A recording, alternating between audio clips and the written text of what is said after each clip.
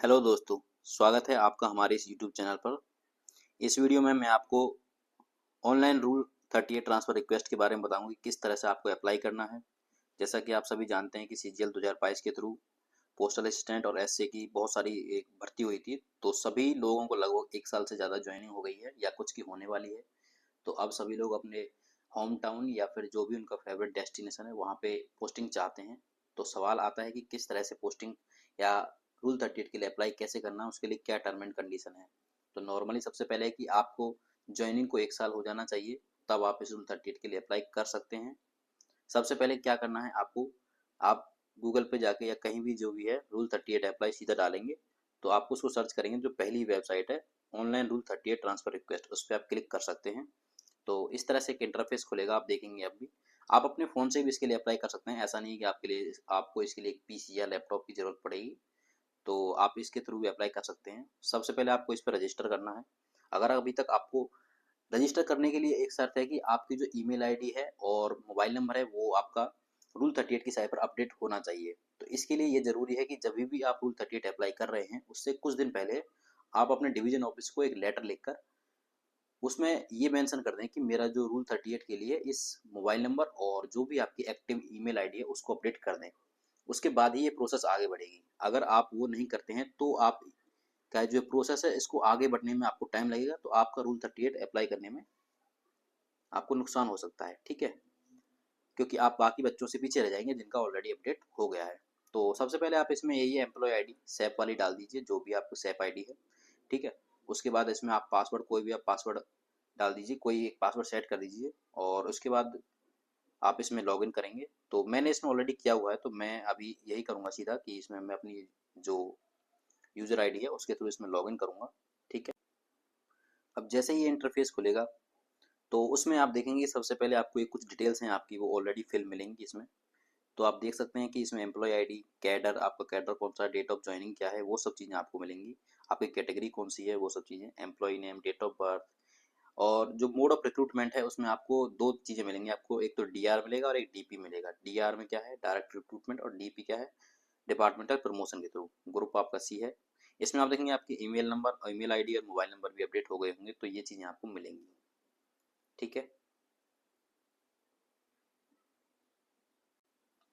उसके बाद इसमें डिटेल ऑफ प्रेजेंट वर्किंग, आपका डेजिग्नेशन या ऑफिस आपका जो भी है जहाँ आप काम कर रहे हैं। और अप्लाइंग ग्राउंड्स में आप देखिए सिलेक्ट अप्लाइंग ग्राउंड्स, इसमें कई चीज़ें दी हुई हैं, जैसे पीडब्ल्यूडी है, कंपेशनेट है, टर्मिनल इलनेस है, स्पाउस बेस पे है, नन ऑफ द अबव। तो आप अगर इनमें से किसी एक मतलब रीजन के लिए अप्लाई कर रहे हैं तो आप इनमें से कोई भी सिलेक्ट कर सकते हैं, जो भी जिस बेस पे आप अप्लाई कर रहे हैं। जैसे पीडब्ल्यूडी है वो कर सकते हैं कंपेशनेट वाले, या कोई बीमारी है टर्मिनल इलनेस के लिए, या स्पाउस बेस पे आप अप्लाई कर सकते हैं। तो जैसे मैं इसमें नन ऑफ द अबव मैंने सेलेक्ट किया है, तो none of the above select करने के बाद तो इसमें सिलेक्ट रूल 30 टाइप में है इंटर सर्कल और इंट्रा सर्कल। इंटर सर्कल क्या होता है, जैसे कि अभी मेरा महाराष्ट्र सर्कल है, तो मैं किसी और दूसरे डिवीजन में किसी और सर्कल में मैं अप्लाई करना चाहता हूँ, चाहे वो दिल्ली सर्कल हो, राजस्थान हो, यूपी हो, हरियाणा हो, कोई भी हो।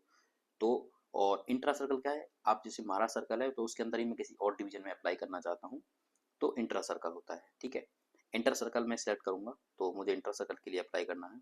उसके बाद इसमें यह है कि सिलेक्ट अप्लाइंग ग्राउंड्स, तो सिलेक्ट अप्लाइंग ग्राउंड्स के लिए आपको म्यूचुअल है या आपका स्टेट है। अगर आप देखिए म्यूचुअल क्लिक करेंगे तो लास्ट में आपसे ये मांगेगा काउंटर पार्ट एम्प्लॉय आईडी, कि जिस पर्सन के साथ आप एम्प्लॉय मतलब आप म्यूचुअल कर रहे हो तो उसकी डिटेल्स वगैरह वो मांगेगा यहाँ पे।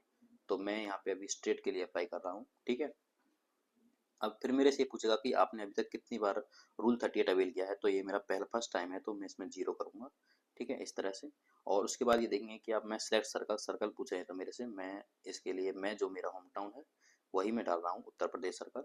तो उसके हिसाब से मैं इसमें डिवीजन के लिए अप्लाई कर रहा हूँ, ठीक है? तो अभी आप देखेंगे कि मैं अपने डिवीजन से डिवीजन में सेलेक्ट करूँगा, ठीक है? तो ये मेरे डिवीजन से जो मैंने डिवीजन सेलेक्ट किए हैं, तो इसके बेसिस पे मैंने मतलब काफ़ी थोड़ा ढूंढा था, तो अपने हिसाब से मैंने ये अपने चुन लिए हैं। आप अपने हिसाब से देख सकते हैं, जहाँ की वेटिंग लिस्ट कम हो आप, या जो अपना होम टाउन या जो भी आप मतलब लोकेशन चाहते हैं उसके हिसाब से थोड़ा आप देख लेना। उसके बाद आपको ये सबमिट कर देना है। तो ये मेरे डिवीजन्स हो गए हैं, और इसके बाद मैं ये जो है अब इस पर सबमिट करूँगा। मैंने सबमिट कर दिया है।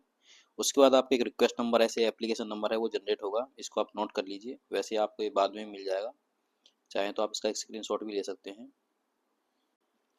उसके बाद आपका ये स्टेटस फॉर्म के तौर पर इस तरह से खुलेगा। तो आप यहाँ देख सकते हैं कि आपने क्या क्या किया है, employee ID, employee name, cadre वगैरह जो भी है, ठीक है। तो इस तरह से इसमें आपकी रिक्वेस्ट आईडी और किस तरह से आपने अप्लाई किया है वो सब चीज़ें आपको दिखाई देंगी। इसके बाद ये कुछ इस तरह से आपका दिखाएगा कि आपने कौन से डिवीज़न भरे हैं अपने सर्कल के अंदर, तो वो सब चीज़ें दिखाएगा। तो इस तरह से आप अपना रूल 38 के लिए अप्लाई कर सकते हैं। और आपकी अगर कोई इंक्वायरी है, कोई क्वेरी है, तो आप कमेंट बॉक्स में हमें ज़रूर बता सकते हैं। थैंक यू दोस्तों।